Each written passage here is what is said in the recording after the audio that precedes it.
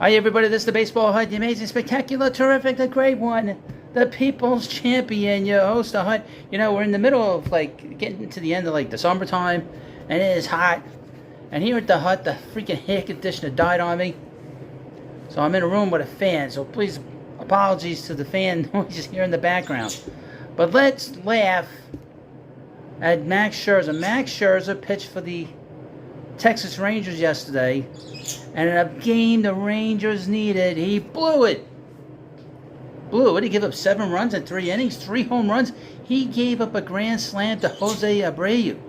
And Abreu's kind of been sort of lost the last 2 years of his power. But boy, that ball did it ever come down? That ball kept going and going and going. Now, before we get to this video, I need you to subscribe and like this video. And just come along for the ride. We're going to have live streams sometime in the fall. I'll let you know.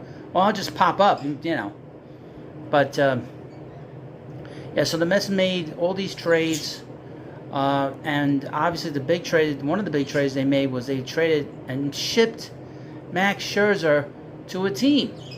And they found a sucker. I mean, they found the Texas Rangers willing to pick up Max with the 2 crazy eyes, you know, the 2 colored eyes, and he is now pitching for the Rangers. Now, his numbers are not that great down there in Texas. He's 3-2 with an ERA, I guess 3.82, something like nothing. I mean, 3 point, whatever it is, nothing to write home about. And it's funny, he went up against Verlander. His numbers haven't been all that great either. There's nothing to write home about either. Verlander's 10-7. Scherzer's 12-6. Nothing to write home about. But Scherzer couldn't understand why, you know, didn't work out here. I'm going to explain something to him and to everyone else. And he's doing it again for the Rangers. He's the #1 reason the Mets did not go anywhere last year. He should have pitched great against the Braves last year in October when they had that 3-game series in Atlanta. He didn't even show up the first game. Didn't even show up, folks. Then, a little indigestion. Well, this is the kind of pitching he gave us. Then, a week later in the wild card series against the Padres, again, gave up home run, like home run after home run after home run in the first inning. Then and then of course the Mets lost 2 out of 3 against the Padres. The only game they won is with Jacob deGrom. But I'll tell you what, boy, the Padres, they got suckered by 2 Met pitchers. You know, everybody in the Met organization knew that Jacob deGrom had a bad elbow. We've known that for like 2 years. Especially since Sandy Olson talked about it openly to the media, and then Jake got all mad that he mentioned it, and then it turned out he had a bad elbow. That's why they were nursing him the way they were nursing him, and babying him the way they were babying him the last 2 years. But here and then of course the Rangers signed him like dopes to that crazy contract. The Mets were never going to do that. But Scherzer's arm is healthy, so the Mets signed him. But his performance with the Mets was terrible last year. Coming into this year, every single game the Mets needed in May and in June, specifically against the Braves, he lost every single time. He won 9 games with the Mets in the time he was here this year, but every game the Mets needed him to win, he lost it. Constantly giving up home runs in the first inning, constantly giving runs up in the first inning. You cannot win. Get up any kind of runs before your team gets up at the plate. I think what's the percentage? Like 50% chance the team that scores first wins the game? Oh, more than that. I think if you walk the batter, the run scores and increases your chances of winning.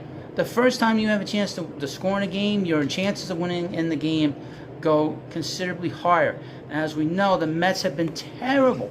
The Met pitching staff has been terrible at giving up runs in the first inning. And he was a main culprit of this monkey crap. And he's taken that wonderful trademark down with him to big old Arlington, Texas. Well, I'm sure they're all happy. And it's funny, the Mets seem to be a little bit better as a team in terms of their chemistry in the clubhouse. A little bit. You know, they seem to be getting along. Not that they didn't get along, but it just seemed like, it seemed to be a little bit lighter mood around the team. He goes down, and they play terribly here when he was here. He goes down there, and the Texas Rangers are going down the toilet. What the hell? And I know that bullpen is terrible. That's the one thing about a bad team. And the Rangers, I want to point out, the Rangers have been a bad team for several years. They were tanking for several years. This is why they have all this talent in the minor league system, because they've been tanking for years. They bring in some veteran players. They brought in Corey Seager, who could have been on a lot of different teams, and could have been great on a lot of different teams. He would have been great on the. He would have been perfect for the Yankees. Perfect for the Yankees. He could have been great for the Mets, the Giants, any team he went on. He would have been terrific. They signed him. They signed Marcus Semien. Then the last few offseasons, they signed John Gray. Then they made the mistake of signing Jacob deGrom. Is Jake going to pitch next year? Who knows? But then they make this trade for Scherzer. On the night Scherzer bombs in a game that the Rangers need. The Astros have been out of first place all season long. They've been out all year long, folks. All year long. And now they're in first place. And I would mention the Mariners, another team that's going down the toilet for some reason. I don't know why. They just, I don't know. I wasn't all that impressed with them when the Mets played them. You know, Julio Rodriguez is impressive, but the rest of that team, a little shaky. But here we have Scherzer now ruin a second team's year, because now he cannot pitch in a big spot, and they traded for him. They traded for him to help them win the division. Now they're going to be fighting for their lives now for the last 3 weeks to get a wild card spot. And at the way they've been playing, and they've been playing terribly the last 2-3 weeks, it doesn't look good. But again, just to quickly mention, I know people say, who the hell goes with the Rangers? The Rangers, so you know, their bullpen has been bad. That's the last thing about a team that's been bad for a long time that always has an issue with, is putting together a good bullpen for the most part. Now, on to the Mets. While Scherzer's pitching terribly in Arlington, in Binghamton with the Mets, is the player they picked up for him, Luis Angel Acuna, hit 2 home runs. Now, he's been okay since they brought him in, but the fact that he hit 2 home runs in the same night that Scherzer basically pooped himself, wet himself on the mound,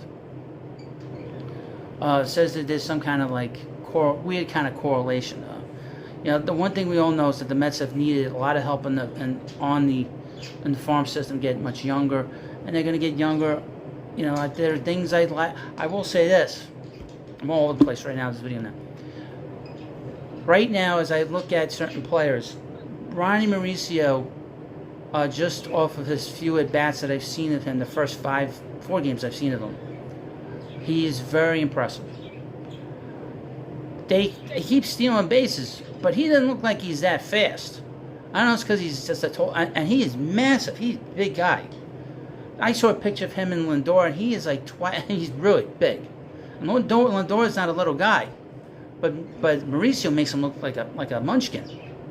Makes him look like the smallest man in the world, Jose Altuve. Let's go back to this, going down to Houston. But anyway, so my first impressions of him is very positive. Could he have been called up earlier? Who knows? But he is very impressive. But it is September. You have to sort of keep that in mind. How players do in April and September don't mean anything. How they do in the middle of the season is the most important thing.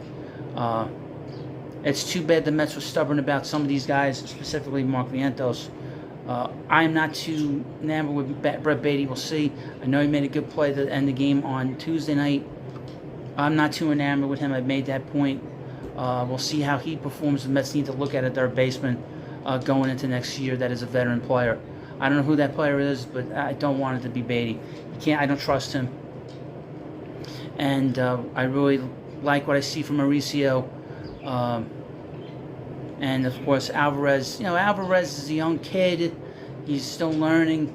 And I guess the rigors of the Major League season has caught up with him to a certain degree. Although he crushed that ball on Tuesday.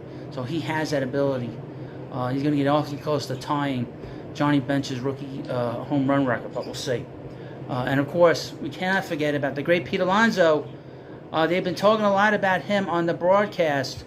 I will say, people that keep comparing him to Dave Kingman, no one ever put Dave Kingman in the same breath as they do with Pete Alonso and Babe Ruth and Ralph Kiner and Sammy Sosa. and Mark McGwire and Barry Bonds in terms of his home runs per at bat. They never said that about Kingman. So you can stick the 220 batting average that you keep bringing up in my comments, and you know where you can stick it. Pete Alonso is on the verge of being, he needs another 3, 4 years of this. People will be talking about him. They're already talking about him now on the Met broadcast. So you want to trade that, go right ahead, and you'll see. You'll be seeing people complaining that why did the Mets trade him and they got nothing for him, and he's going to the Hall of Fame.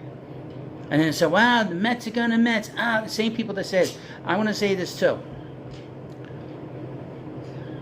And this is the comparison. The people that hate Pete are old, grumpy old Met fans that remember Dave Kingman. And then when Keith Hernandez came in to be the Mets first baseman, they think that Keith is the model first baseman. All those guys that love Keith thought that Dom Smith was going to be the next Keith Hernandez, and Dom can't hit. I know Dom's hitting down in Washington. He's got no pressure. Dom can't handle pressure. We've seen that. So this is just this video at the end is all about Pete, how great Pete is. If you don't re-sign him, if you trade him, I don't think the Mets are going to do those things. I think the Mets are going to re-sign him. But if you're a Met fan, want him off your team, you are crazy. It's insane. It's insane to want to move Pete. You hold on to Pete, and that's the bottom line, because the baseball HUD said so.